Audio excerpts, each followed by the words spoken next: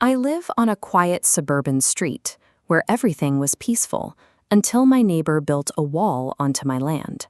My neighbor to the left, who we'll call Derek, had lived there for 15 years. He operated with the quiet confidence of someone who believed he owned the entire block. He practiced a slow, deliberate boundary creep. A fence post moved an inch here, a hedge trimmed slightly into my side there. Minor testing behaviors that were easy to ignore. I later learned he had done this to 3 previous neighbors. Each time they backed down, calculating that a minor encroachment was less painful than an ongoing neighborhood feud. Territorial bullies depend entirely on that specific calculation. Their strategy requires the target to decide that fighting back is simply too much effort.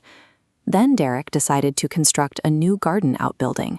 He pushed the footprint entirely over our established dividing line, putting his new wall exactly 6 inches onto my property. When I confronted him about the structure, he was incredibly dismissive. He told me I was completely mistaken about where our properties divided, claiming that formal property deeds are actually open to interpretation. He finished the conversation by telling me that I should be careful about making enemies of the people I live next to. Yielding to that kind of intimidation means permanently forfeiting a physical piece of reality. You either submit, or you forcefully alter the mathematics of the situation to make the bullying too expensive for them to maintain. I thanked him for his time, walked inside, and immediately pulled out my property deeds. The emotional, interpersonal argument was over. I measured the boundary line. I photographed the entire structure. I documented the physical encroachment with clear timestamps. Then I formally hired a chartered surveyor. I needed a certified, independent expert to scientifically map the exact dividing line between our homes. Within 2 weeks, I had a signed report. The surveyor confirmed the encroachment was exactly 6.3 inches over the legal boundary.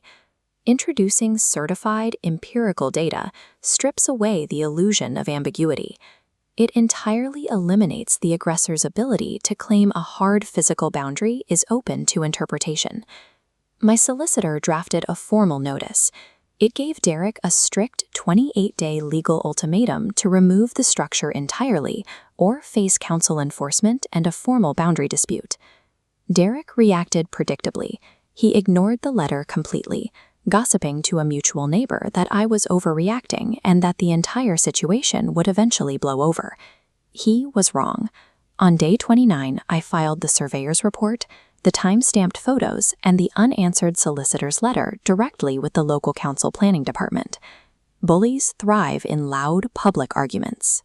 But if you quietly build a meticulous, undeniable paper trail, you turn the waiting game into an inescapable trap.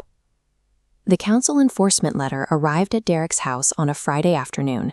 I watched the postman drop it through his slot from the comfort of my garden. The following Monday morning, Derek was knocking on my door. The previous arrogance was completely gone. In 6 minutes, he used the word reasonable 4 times, desperately trying to come to a private arrangement. I told him I would pass his comments along to my solicitor, and I closed the door. I refused to negotiate. This chart shows the legal maximum size limit for a permitted outbuilding compared to the actual mass of Derek's structure. The council inspection revealed an entirely separate violation. His building grossly exceeded the permitted development allowances.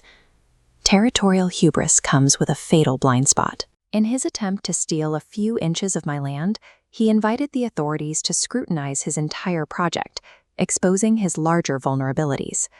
Derek spent the next 3 weekends painfully dismantling the very structure that took him 3 weeks to build. My chartered surveyor mentioned that these kinds of encroachments happen all the time. The aggressor almost always gets away with it, simply because the victims decide not to push back. You have a choice. Know your rights, maintain impeccable records, and when someone tests the boundaries of your property, fight back. Karma keeps score, but your property deeds will do the actual enforcing.